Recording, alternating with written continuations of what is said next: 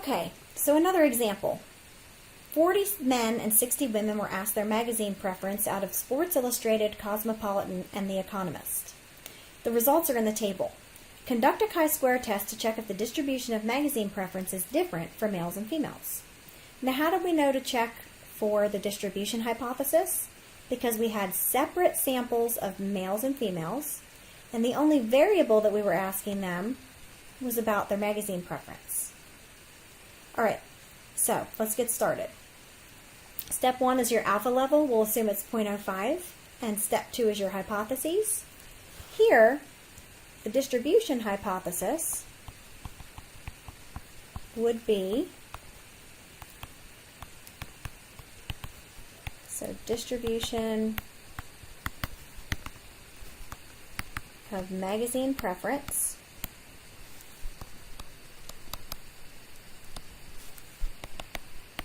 is the same for males and females.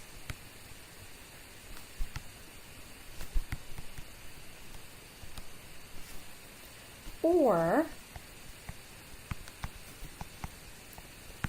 just so you understand a little bit better what that hypothesis is saying, or we could say that the probability of choosing Sports Illustrated, given that you're male,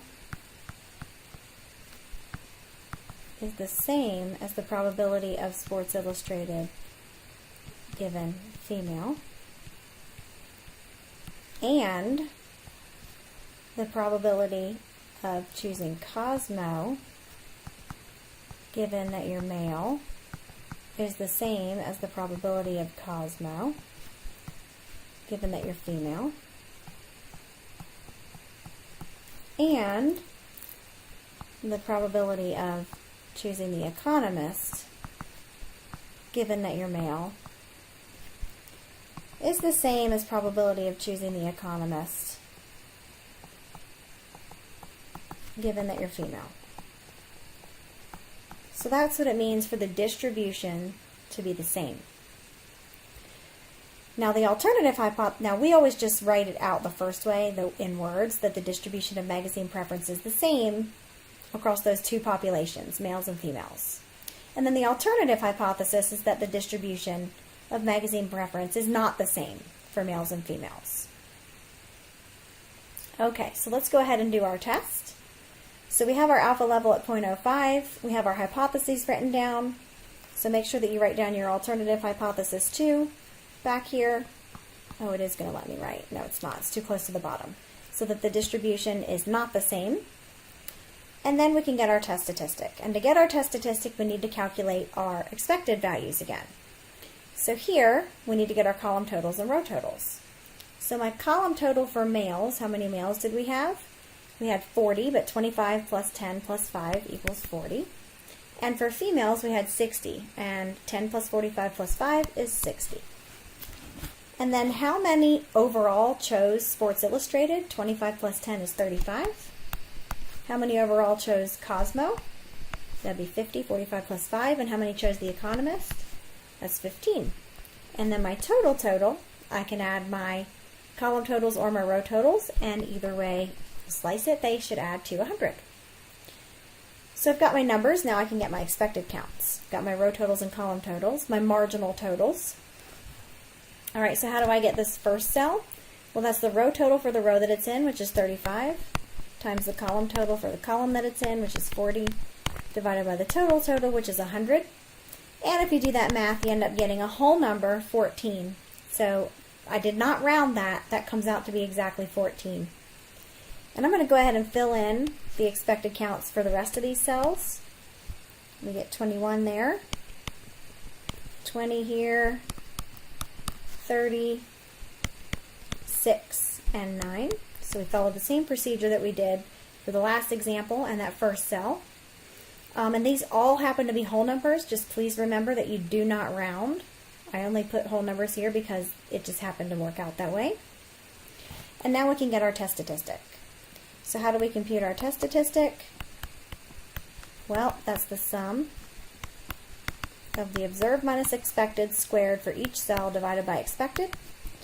And so that's going to be 25 minus 14 squared divided by 14 plus 10 minus 21 squared divided by 21 plus 5 minus 20 squared divided by 20 plus 45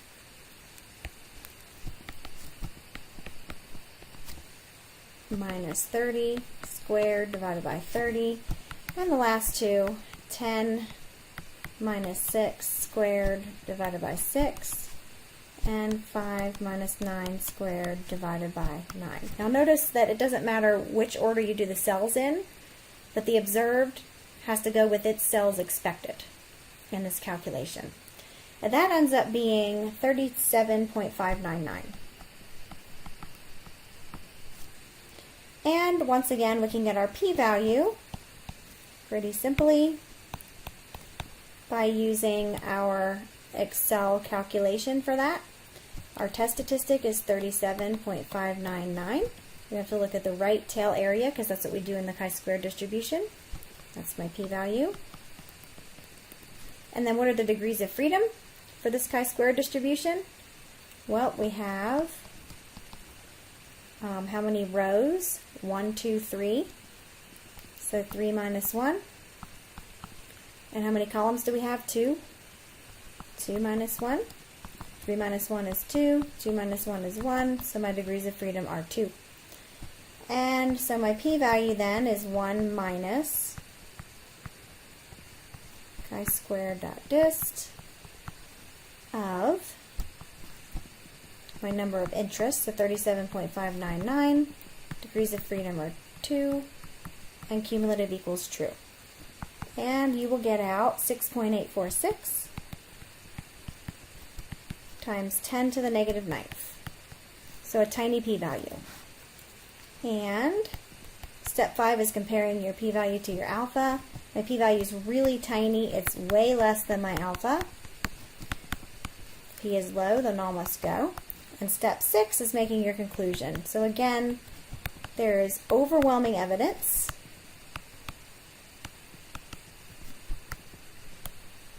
Again, my p-value is really, really tiny. I don't need to say how tiny it is. It's less than 1 in 1,000 chance. So there's overwhelming evidence to conclude.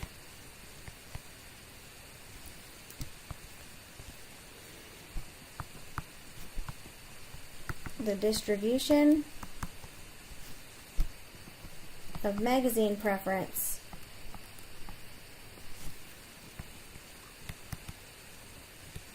is different for males and females.